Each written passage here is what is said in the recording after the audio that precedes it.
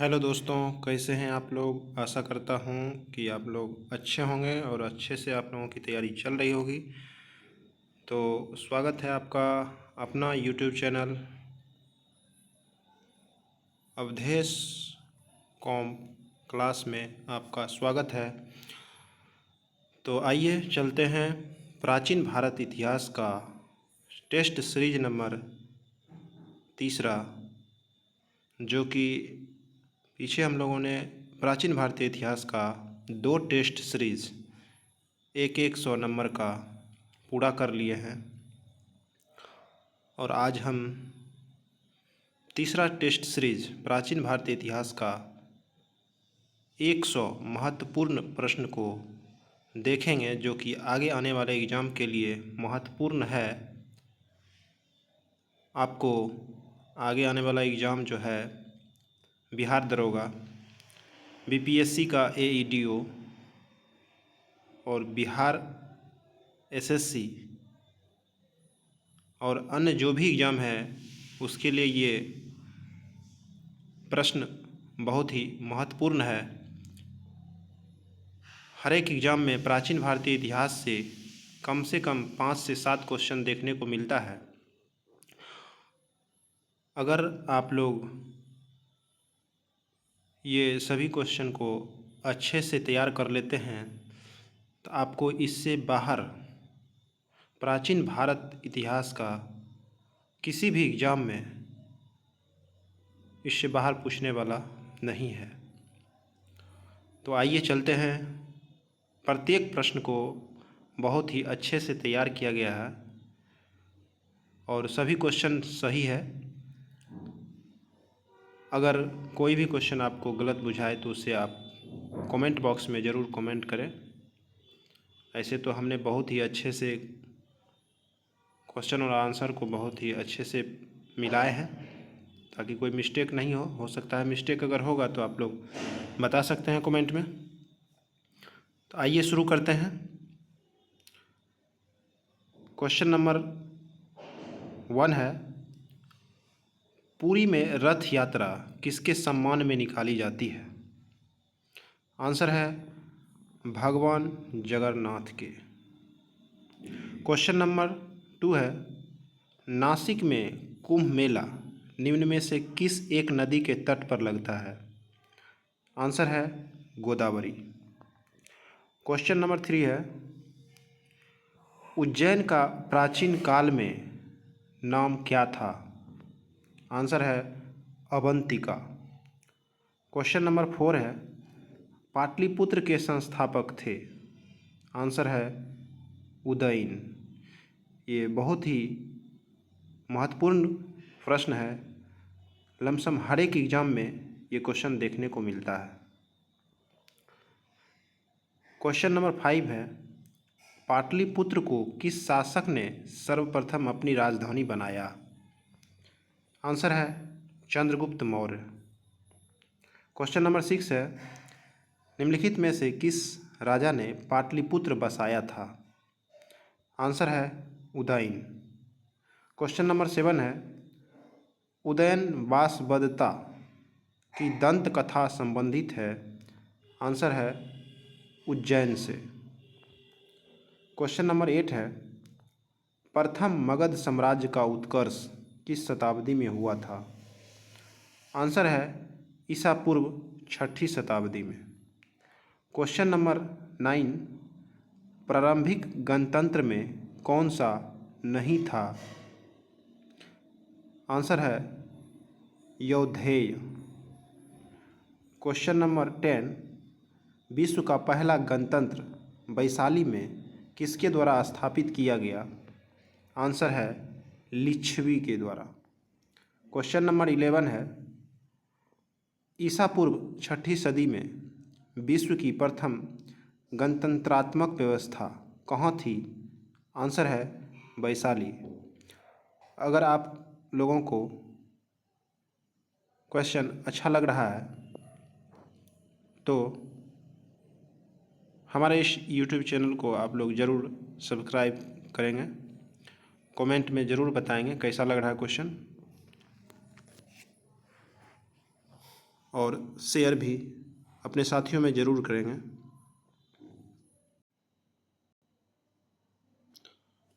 Question number 12 है,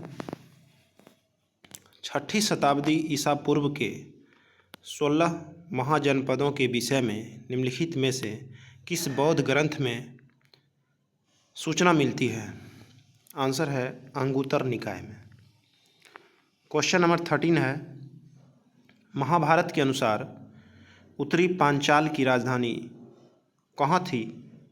answer है अहिछत्र में। क्वेश्चन नंबर 14 है, 6वीं शताब्दी ईसा पूर्व में सुक्तिमती राजधानी थी? आंसर है चेदी की।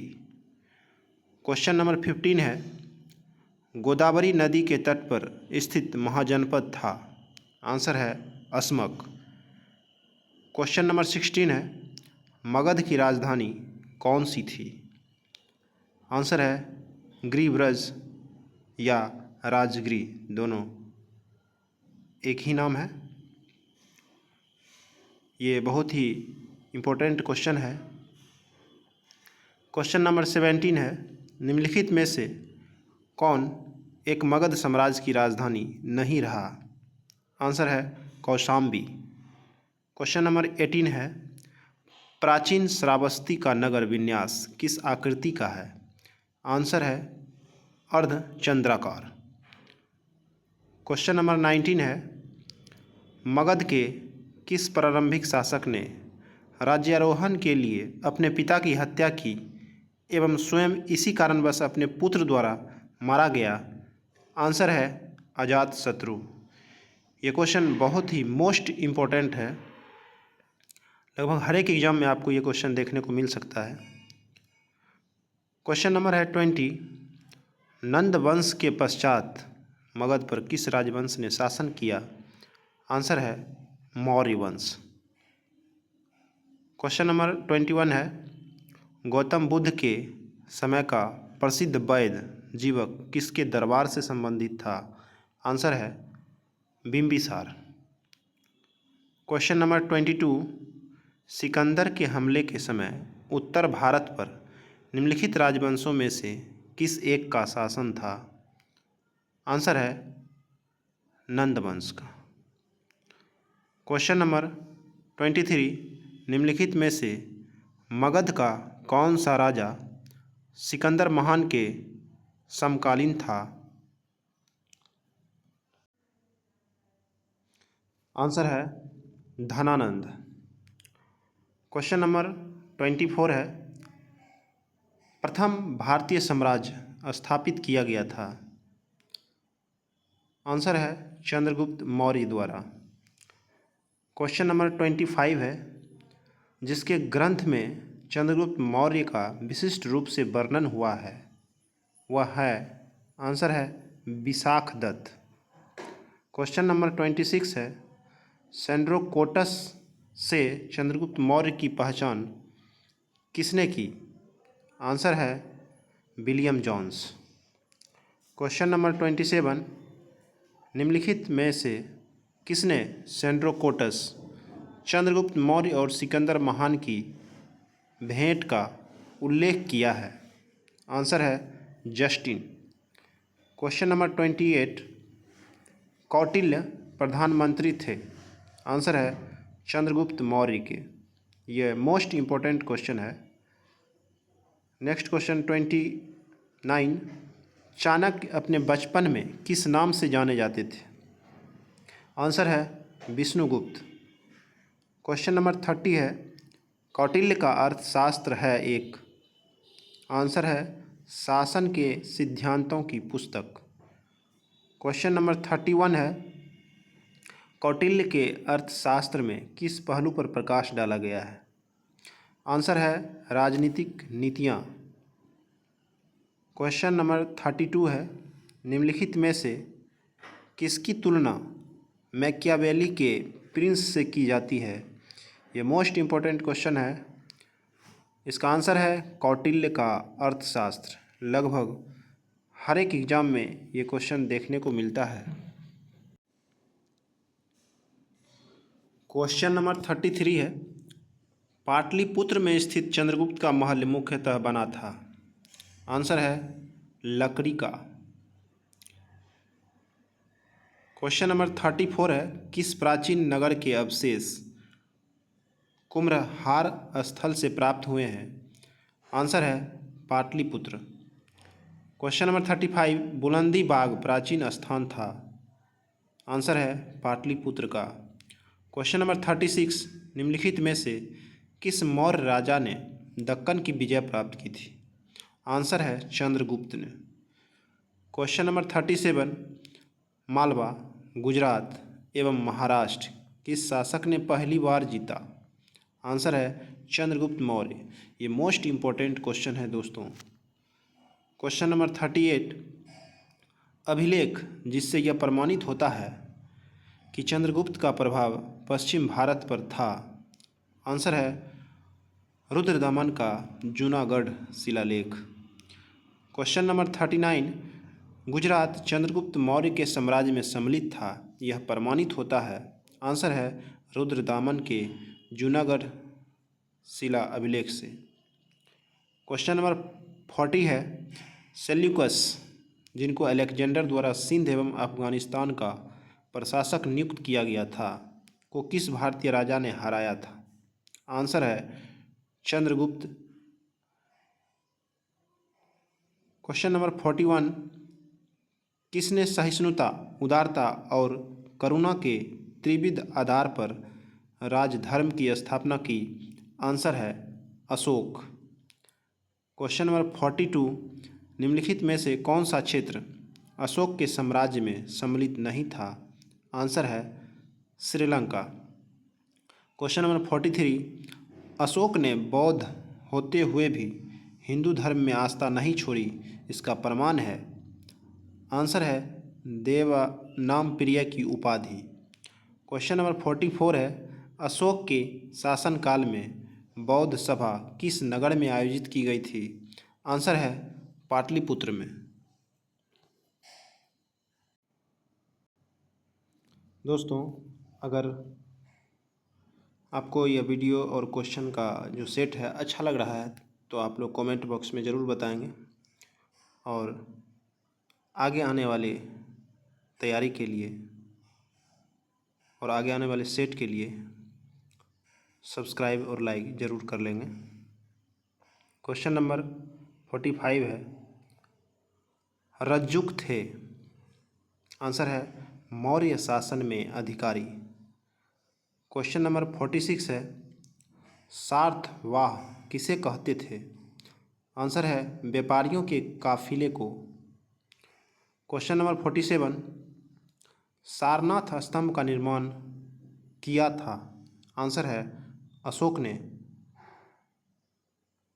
क्वेश्चन नंबर 48, निम्नलिखित में से किसे सर्वश्रेष्ठ स्तूप मानते हैं? आंसर है सांची को।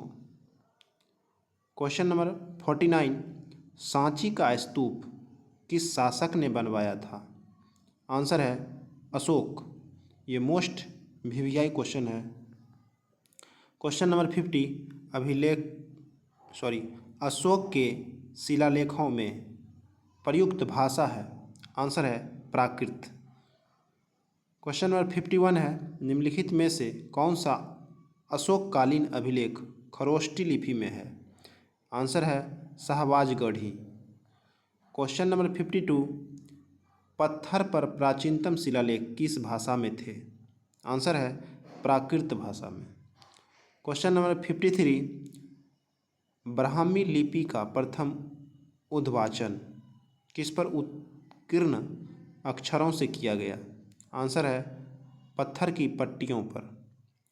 क्वेश्चन नंबर 54 है, अशोक के शिलालेखों को सर्वप्रथम किसने पढ़ा था? आंसर है जेम्स प्रिंसेप ने। क्वेश्चन नंबर 55, ब्राह्मी लिपि को सर्वप्रथम किसने पढ़ा? आंसर है जेम्स प्रिंसेप। क्वेश्चन नंबर 56, वह स्थान जहाँ प्राक अशोक ब्राह्मी लिपि का पता चला है? आंसर है अनुराधापुर में। क्वेश्चन नंबर 57, प्राचीन भारत में निम्नलिखित में से कौन सी एक लिपि दाईं ओर से बाईं ओर लिखी जाती थी? आंसर है खरोष्ठी। क्वेश्चन नंबर 58 है, अशोक का अपने शिलालेखों में सामान्यतः जिस नाम से उल्लेख हुआ है वह है? आंसर है प्रियदर्शी। क्वेश्चन नंबर 59, निम्नलिखित में से किस एक अभिलेख में अशोक के व्यक्तिगत नाम का उल्लेख मिलता है?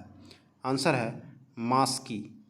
क्वेश्चन नंबर 60 है, निम्नलिखित अभिलेखों में से किस लेख में अशोक नाम उल्लेखित है?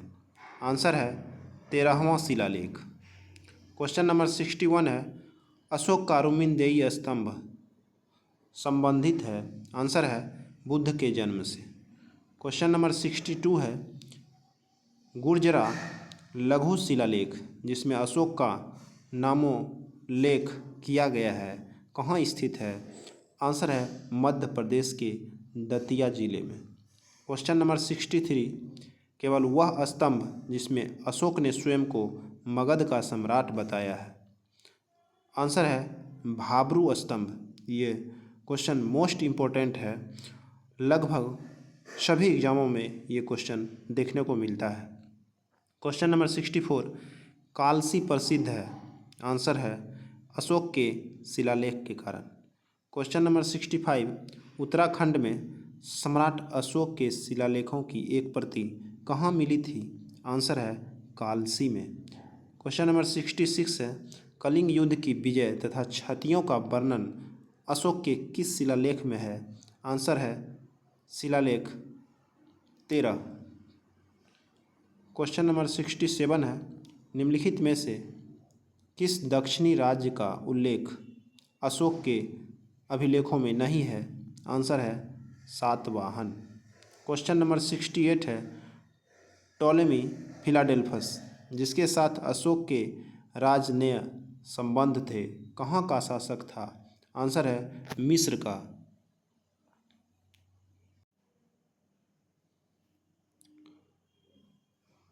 क्वेश्चन नंबर 69 है, अशोक का समकालीन तुर्मे कहाँ का राजा था?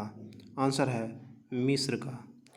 क्वेश्चन नंबर 70 है, निम्नलिखित में से किस राजवंश के शासकों के सुदूर देशों जैसे सीरिया एवं मिस्र के साथ राजकीय संबंध थे? आंसर है मौर्य। क्वेश्चन नंबर 71 है, प्रसिद्ध यूनानी राजदूत मेगास्थनीज भारत में किसके दरबार में आए थे? आंसर है चंद्रगुप्त मौर्य। क्वेश्चन नंबर 72, मेगास्थनीज ने भारतीय समाज को कितनी श्रेणियों में विभाजित किया है? आंसर है 7। क्वेश्चन नंबर 73, मौर्य समाज का विभाजन 7 वर्गों में विशेष तौर पर उल्लेखित है? आंसर है मेगास्थनीज की इंडिका में। क्वेश्चन नंबर 74, वह स्रोत जिसमें पाटलिपुत्र के प्रशासन का वर्णन उपलब्ध है? आंसर है इंडिका। क्वेश्चन नंबर 75, निम्नलिखित में से कौन स्रोत मौर्य के नगर प्रशासन का विस्तृत विवरण प्रस्तुत करता है? आंसर है मेगास्थनीज की इंडिका। क्वेश्चन नंबर 76 है, मेगास्थनीज की पुस्तक का नाम क्या है? आंसर है इंडिका। क्वेश्चन नंबर 77 है, भाग एवं बलि थे? आंसर है राजस्व के स्रोत। क्वेश्चन नंबर 78 है, मौर्य काल में भूमि कर जो कि राज्य की आय का मुख्य स्रोत था किस अधिकारी द्वारा एकत्रित किया जाता था? आंसर है सीताध्यक्ष। क्वेश्चन नंबर 79, मौर्य मंत्री परिषद में निम्न में से कौन राजस्व इकट्ठा करने से संबंधित था? आंसर है समाहर्ता। क्वेश्चन नंबर 80, निम्नलिखित में से कौन मौर्य युगीन अधिकारी तौल मान का प्रभारी था? आंसर है पोतवाध्यक्ष। अगर क्वेश्चन का कलेक्शन आप लोगों को अच्छा लग रहा है तो सब्सक्राइब और शेयर ज़रूर करेंगे। आइए नेक्स्ट क्वेश्चन है, 81, मौर्य काल में शिक्षा का सबसे अधिक प्रसिद्ध केंद्र था? आंसर है तक्षशिला। यह भी मोस्ट इम्पोर्टेंट क्वेश्चन है। क्वेश्चन नंबर 82, गांव के शासन को स्वायत्त शासी पंचायतों के माध्यम से संचालित करने की व्यवस्था का सूत्रपात किसने किया? आंसर है मौर्य ने। क्वेश्चन नंबर 83, प्राचीन भारत के निम्नलिखित ग्रंथों में से किसमें पति द्वारा परित्यक्त पत्नी के लिए विवाह विच्छेद की अनुमति दी गई है? आंसर है अर्थशास्त्र। क्वेश्चन नंबर 84, निम्नलिखित में से किसमें पुनर्विवाह वर्जित है? आंसर है मनुस्मृति। क्वेश्चन नंबर 85, अंतिम मौर्य सम्राट था? आंसर है बृहद्रथ। ये मोस्ट इम्पोर्टेंट क्वेश्चन है। नेक्स्ट क्वेश्चन है 86, निम्नलिखित में से कौन सा एक अन्य तीनों के समसामयिक नहीं था? आंसर है मिलिंद। क्वेश्चन नंबर 87, जल की आवश्यकता को ध्यान में रखते हुए जिस प्रथम शासक ने गिरनार क्षेत्र में एक झील का निर्माण करवाया वह था चंद्रगुप्त मौर्य। यह मोस्ट इम्पोर्टेंट क्वेश्चन है साथियों। क्वेश्चन नंबर 88, निम्नलिखित में से किस अभिलेख में चंद्रगुप्त और अशोक दोनों का उल्लेख किया गया है? आंसर है महाक्षत्रप रुद्रदामन का जूनागढ़ अभिलेख। क्वेश्चन नंबर 89, उत्तरी तथा उत्तरी पश्चिमी भारत में सबसे अधिक संख्या में तांबे के सिक्के को जारी किया था? आंसर है कुषाणों ने। क्वेश्चन नंबर 90 है, प्राचीन भारत में निम्नलिखित में से किस एक ने नियमित रूप से सोने के सिक्के चलाए? आंसर है कुषाण ने। क्वेश्चन नंबर 91 है, बुद्ध का किसके सिक्कों पर अंकन हुआ है? आंसर है कनिष्क। क्वेश्चन नंबर 92 है, निम्नलिखित में से किस शासन को सर्वप्रथम सोने के सिक्के जारी करने का श्रेय दिया जाता है? आंसर है बिम कडफिसियस। ये मोस्ट इम्पोर्टेंट क्वेश्चन है।